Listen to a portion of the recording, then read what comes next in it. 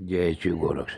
प्रिय श्रोताओं, आप सुन रहे हैं वाल्मीकि रामायण और आज आप सुनेंगे वाल्मीकि रामायण का भाग 179 तथा उत्तरकांड का भाग 43।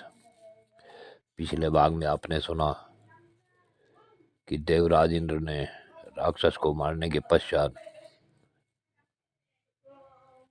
देवराज इंद्र के पीछे ब्रह्म हत्या लग गई। उससे छुटकारा पाने के लिए भगवान नारायण ने अश्वमेध यज्ञ बतलाया और उन्होंने अश्वमेध यज्ञ किया, तब इंद्र को इंद्र पद प्राप्त हुआ। अब इससे आगे की कथा इस भाग 179 में सुने। प्रिय श्रोताओं, लक्ष्मण ने जब ये सब बातें बताई तब श्री राम जी बोले कि अब तुम एक कथा और सुनो, मैं तुम्हें सुनाता हूँ। पूर्व काल में प्रजापति कर्मद के पुत्र श्री मानील राजा बने। वे बड़े धर्मात्मा नरेश थे। ये पुरुष सिंह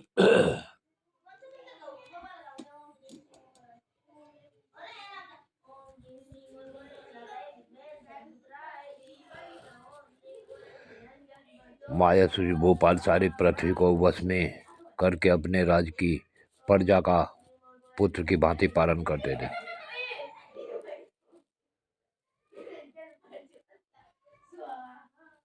परम उदार देवता महाधनी दैत्य तथा नाग राक्षस गंधर्व और महामनस्वी यक्ष ये सब भयभीत होकर सदा राजा इल की स्तुति पूजा करते थे तथा उन महात्मा नरेश के रुष्ट हो जाने पर तीनों लोकों के प्राणी भयभीत हो उठते थे। ऐसे प्रभावशाली होने पर भी महाराज इल धर्म और पराक्रम में दृढ़ता पूर्वक स्थित रहते थे और उनकी बुद्धि भी स्थिर थी। एक समय की बात है, सेवक और सेना के साथ वह महाबाहु नरेश मनोरम चैत्र मास में एक सुंदर वन के भीतर शिकार खेलने के लिए चले गए। राजा ने उस वन में सैकड़ों हजारों हिंसक जंतुओं का वध किया, किंतु इतने ही जंतुओं का वध करके उन महामनस्वी नरेश को तृप्ति नहीं हुई। तब उन महात्मा ने नाना प्रकार के 10,000 हिंसक पशु मारे। तत्पश्चात उस प्रदेश में गए जहाँ मानसेन यानी स्वामी कार्तिकेय का जन्म हुआ था। उस स्थान में देवताओं के स्वामी दुर्जय देवता भगवान शिव अपने समस्त सेवकों के साथ रहकर गिरजा राजकुमारी उमा का मनोरंजन करते थे। उस वन में विभिन्न भागों में जहाँ तहाँ पुल्लिंग नामधारी जंतु अथवा वृक्ष थे, वे सब के सब स्त्रीलिंग में परिणित हो गए थे। वहाँ जो कुछ भी चराचर प्राणियों का समूह था, वह सब स्त्री नामधारी हो गया था। इसी समय कर्मद के पुत्र राजा इल सहस्र हिंसक पशुओं का वध करते हुए उस देश में चले गए। वहां आकर उन्होंने देखा सर्प पशु पक्षियों सहित उस वन का सारा प्राणी समुदाय स्थिर रूप हो गया है। सेवकों सहित अपने आप को भी उन्होंने स्त्री रूप में परिणत हुआ पाया। अपने को उस अवस्था में देखकर राजा को बड़ा दुख हुआ।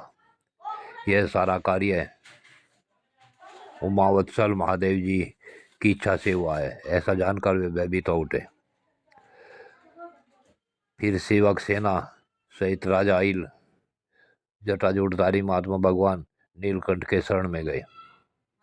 तब पार्वती देवी के साथ विराजमान वरदाग देवता महेश्वर हंसकर प्रजापति पुत्र इल से बोले, एक कर्मद कुमार महाबली राजऋषि, उठो उठो। उत्तम व्रत का पालन करने वाले सोम नरेश पुरुषत्व छोड़कर जो चाहो वो वह वर मांग लो। महात्मा भगवान शंकर के इस प्रकार पुरुषत्व देने से इनकार कर देने पर स्त्री रूप वे राजा इल शोक से व्याकुल हो गए। उन्होंने उन सुरश्रेष्ठ महादेव जी से दूसरा कोई वर नहीं मांगा। तत्पश्चात महान शोक से पीड़ित हो राजा ने गिरिराज कुमारी उमा देवी के चरणों में संपूर्ण हृदय से प्रणाम करके वह प्रार्थना की, संपूर्ण वरों की अधीश्वरी देवी आप माननीय समस्त लोगों को वर देने वाली हैं। हे देवी, आपका दर्शन कभी निष्फल नहीं होता, अतः आप अपनी सौम्य दृष्टि से मुझ पर अनुग्रह कीजिए। राजऋषि के हार्दिक अभिप्राय को जानकर रुद्रप्रिया देवी पार्वती ने महादेव जी के समीप यह शुभ बात कही। हे राजन, तुम पुरुषोत्तम प्राप्ति रूप जो वर चाहते हो, उसके आधे भाग के दाता तो महादेव जी हैं और आधा वर तुम्हें मैं दे सकती हूँ। अर्थात उसे संपूर्ण जीवन के लिए जो स्त्री मिल गया है, उसे मैं आधे जीवन के लिए पुरुषत्व में परिवर्तित कर सकती हूँ। इसलिए तुम मेरा दिया हुआ आधा वर स्वीकार करो। तुम जितने जितने काल तक भी स्त्री और पुरुष रहना चाहो, उसे मेरे सामने कहो।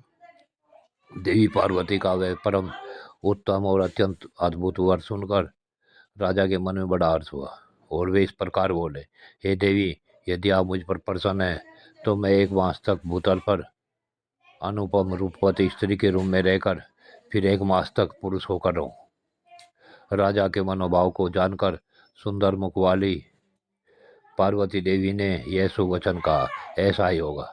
राजन, जब तुम पुरुष रूप में रहोगे, उस समय तुम्हें अपने स्त्री जीवन की याद नहीं रहेगी, और जब तुम स्त्री रूप में रहोगे, उस समय तुम एक मास तक अपने पुरुष भाव का सही स्मरण नहीं करोगे।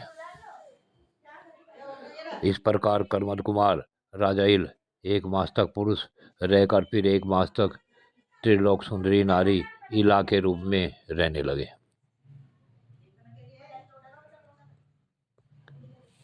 प्रिय श्रोताओं, आज की कथा यहीं पूर्ण होती है। आगे की कथा अगले भाग में। जय शिव गोरक्ष।